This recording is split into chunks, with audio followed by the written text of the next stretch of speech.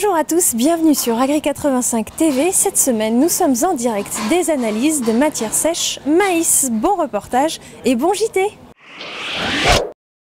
On retrouve les agriculteurs en pleine discussion lors de la demi-journée d'analyse matières sèches organisée par Atlantique Conseil Élevage 1785. Cherchant le bon compromis entre quantité et qualité du fourrage, tous visent un taux de 32 à 35% de matière sèche. Et au vu des relevés ce lundi 22 août à Talmont-Saint-Hilaire, il fallait attendre cette semaine pour ensiler les plus précoces. Nous sommes à Talmont-Saint-Hilaire pour les analyses matières sèches et donc ce que nous constatons depuis 10 heures et les premiers échantillons qui nous sont arrivés sont en moyenne autour de 24,5 de matière sèche, soit 6 à 8 points par rapport à l'optimum de récolte, ce qui permet de dire que la récolte devrait commencer fin août, début septembre. Ce qu'on constate aujourd'hui, c'est que du fait de la météo qui n'a pas été très chaude au mois de mai, juin et juillet, il y a un retard à peu près de 5 points sur toutes les analyses qui ont été effectuées à Atlantique Conseil Élevage, c'est-à-dire depuis la semaine dernière.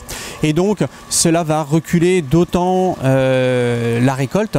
Par contre, attention à veiller aussi, en ce moment il fait sec et plutôt chaud, donc cela va gagner en matière sèche très rapidement. Avec les températures de la semaine passée, les maïs qui avaient souffert de la météo humide en début de cycle jusqu'à floraison ont aujourd'hui besoin d'eau pour nourrir le grain.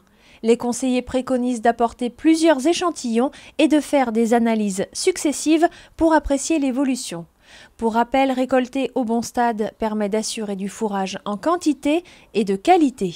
Regardez parce que ça va aller très très vite ces derniers jours. On voit qu'aujourd'hui, des chaleurs à 30 degrés sur des maïs non irrigués, on peut prendre jusqu'à 1 point par jour. Une semaine après les analyses de matière sèche maïs, ici on ensile tôt. Reportage chez Cyril Bureau. On va dire qu'on a une bonne quinzaine de jours d'avance. Par rapport à d'habitude, c'est vrai qu'on a eu un excès d'eau au mois de juin.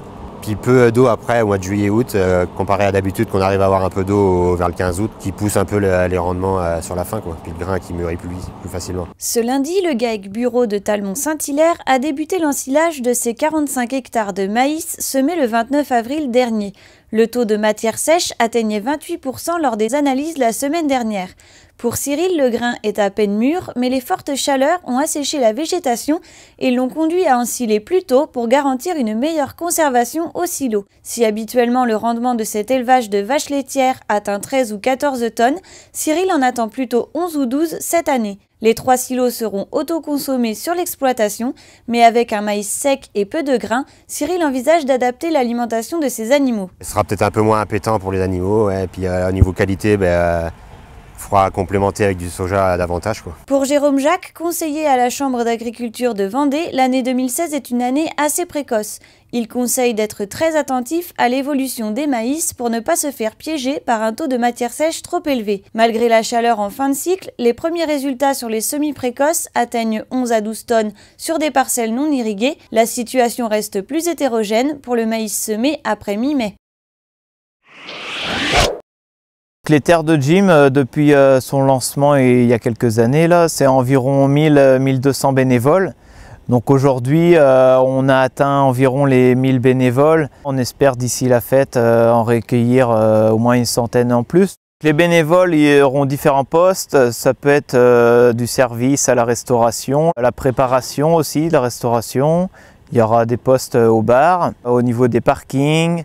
Il y aura certains qui seront aux entrées. On a quelques postes aussi au niveau des animations. C'est très varié, il y en a pour tout le monde. Les créneaux pour les bénévoles sont d'environ 3 à 4 heures. Bien sûr, s'ils le souhaitent, ils peuvent cumuler et faire rester la journée. C'est une fête qui va accueillir 100 000 visiteurs. Donc je pense que c'est une expérience vraiment unique pour les gens qui vont venir. Pour avoir vécu déjà les fêtes départementales, à la fin du week-end, on est vraiment content et on est satisfait d'avoir servi à quelque chose et contribué à la réussite de la fête. Une trentaine de bénévoles sont également recherchés pour le vendredi 9 afin de présenter le métier d'agriculteur aux élèves et les accompagner lors de la visite de la fête. N'hésitez pas à contacter JA85. Échauffez-vous pour les terres de Jim. Samedi 3 septembre, les JA vous invitent à venir danser avec Jim pour un flash mob géant et simultané avec les villes de Nantes, Niort et Angers. Rendez-vous à 11 h, place Napoléon à La Roche-sur-Yon. Lundi 29 août, à l'appel de la FNSEA, de la FNPL et de JA, la mobilisation envers Lactalis a pris une dimension nationale. En Vendée, les producteurs se sont déplacés dans les GMS pour étiqueter les produits Lactalis et faire prendre conscience aux consommateurs de l'impact de leurs achats. En Maine-et-Loire, les routes d'accès au site Lactalis de Saint-Florent-le-Vieil ont été occupées par les producteurs de toute la région Pays de la Loire. Les producteurs laitiers sont restés mobilisés jusqu'à l'officialisation d'un accord relevant la tonne de lait à 280 € en août, en progression de 5 € par mois pour finir à 300 € en décembre. Pour la FDSEA de Vendée, cet accord est une première victoire, mais le travail syndical va se poursuivre. En parallèle, ce jeudi, une vingtaine de Vendéens ont participé au meeting de la FNSEA et des JA à La Motte-Beuvron, la veille et à quelques kilomètres de la réunion des ministres de l'Agriculture à Chambord. Le service de remplacement de Vendée et le service d'incendie et de secours ont élargi leur convention aux salariés agricoles. Un premier contrat a été signé mercredi 31 août par Samuel Limousin, salarié au SR de Saint-Fulgent, en présence du SDIS, du SR Vendée et du conseil départemental. Pour rappel, la convention cadre prévoit de faciliter les départs en cas de formation sapeurs-pompiers volontaires ou d'appel du centre de secours. Le comité de gestion de l'eau du 31 août a annoncé de nouvelles restrictions à partir de samedi 3 septembre.